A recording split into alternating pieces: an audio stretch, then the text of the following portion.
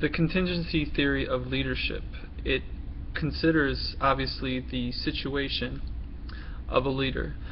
Given the complexity and the ambiguity of the theory, it is difficult to test.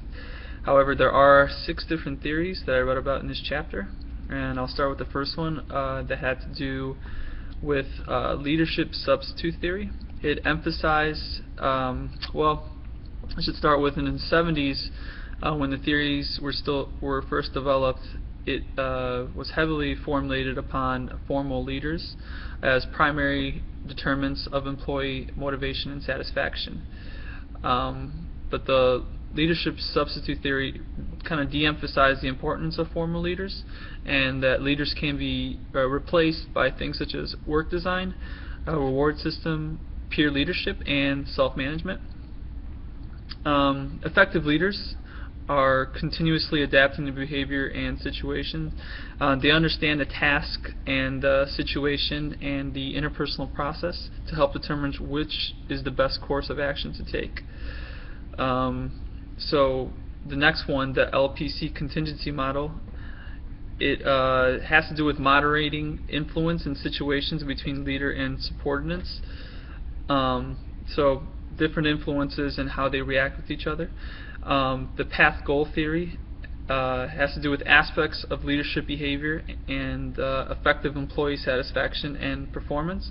So leaders motivate employees by influencing their perception of what the outcome will be for them. Situational leadership theory. This is a mix of tasks and relations.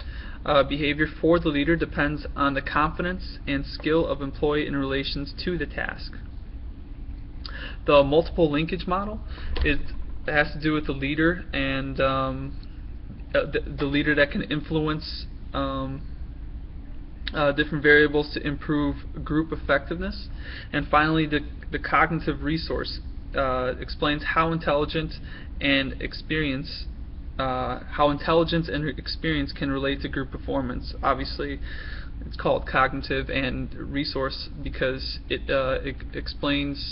explores how your actual intellect and experience comes into play during group performance.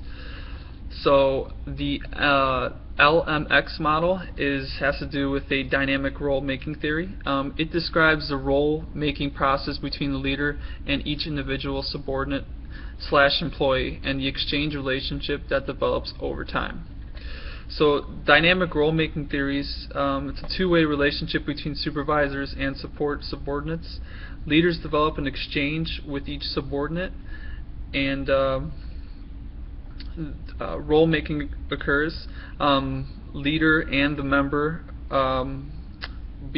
leader and the employee, I should say, develop this unstructured formal negotiation where a role is created, and in return the leader can see if the employee has the loyalty and dedication that the leader kind of looks for, and from this derives an in-group and an out-group. So an in-group obviously is what a leader deems as someone who he trusts, who has good loyalty, who has good dedication, and the out-group kind of doesn't. But at the same time, Leiden, I read an article that said it can be good to have an out-group sometimes because it can motivate them to work harder to gain the leader's approval.